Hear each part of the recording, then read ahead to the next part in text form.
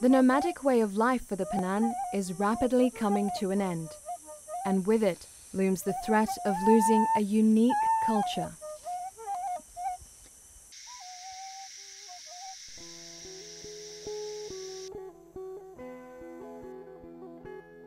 One place where Penan tradition still has a home is in Mulu National Park. In this World Heritage Site lies over 544 square kilometers of virgin rainforest. For the Penan, it is one of their last remaining sanctuaries.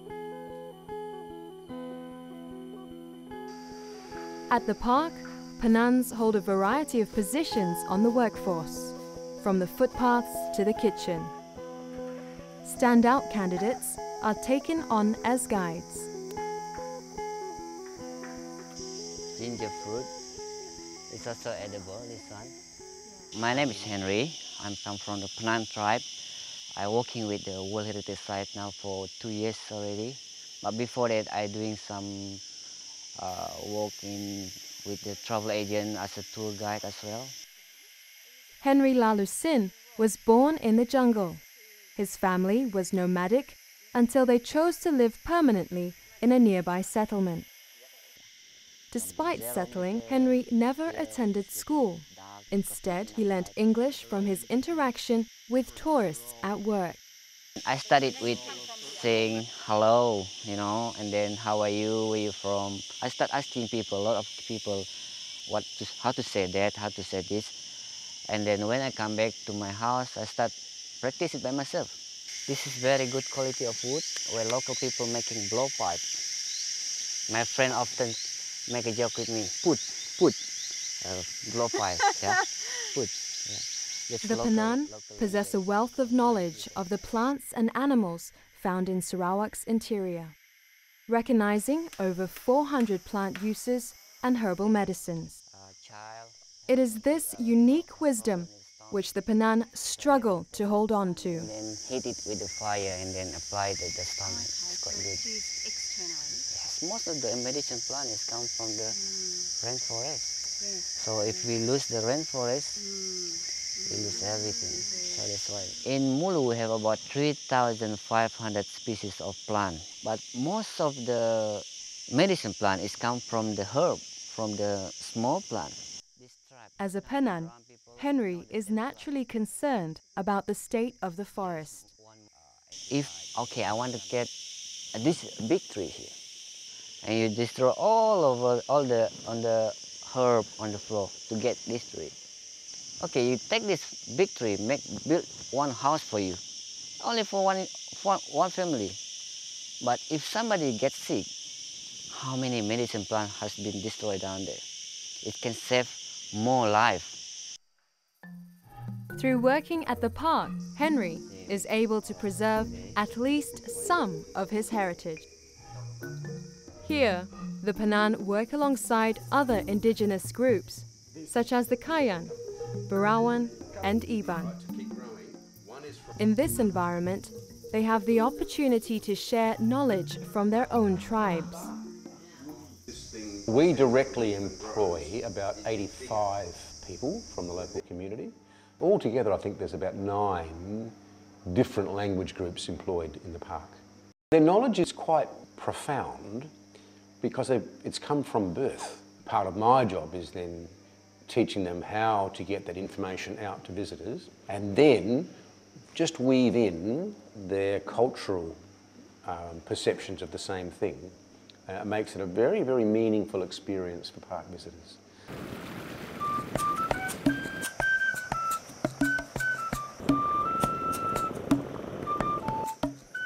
In Mulu, the Melinau and Tuto river systems are the lifeline of the people who live here, providing food, drinking water, and transport routes. Isak Tuo is the headman of Longiman. Of the 2 Penan settlements in Mulu, it's the oldest, having been here for nearly 60 years. Longiman is home to some 50 families. Ibu ni je sahau ame tu ada ngasan poho kelunan situ lah. Lakau lem itu uban asan me tokong sa ba maap tu ngan tuai situ uban buun sahau puun temu long melinau tu. Temu long melinau tu kubuk ha ulu Penan lah. Ina buun ulu Penan tu tuai tong dirin ba pane. In settling, the community has gained new skills such as farming, fishing, trading, and boat making. They've also adopted Christianity. As a settled community, families have learnt to face the challenges of a modern lifestyle. Working around the high cost of ferrying school children upriver is one such challenge. Kadang-kadang anak me bari irai taipatet na perlu pun jauh sah kelunan mesti punlah pesising menyan bara uban pina kelunan ina pe 50 sini nah pun tu satu sah kelunan juk bayan uban be pun kerja lah pun di pasina irai nah pun benara me pun kekenin irai nah juk nolong ame lah uban ne menyan. As a result of settling, over 95% of Longiman's children are enrolled in primary school.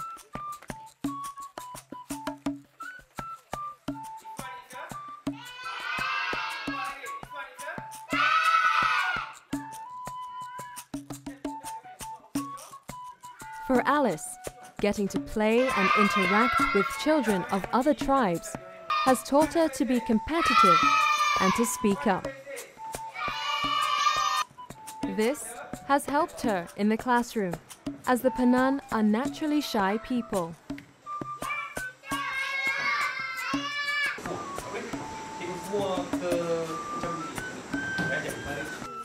Once a year, the local health ministry organizes dental and medical trips such as this one to rural schools.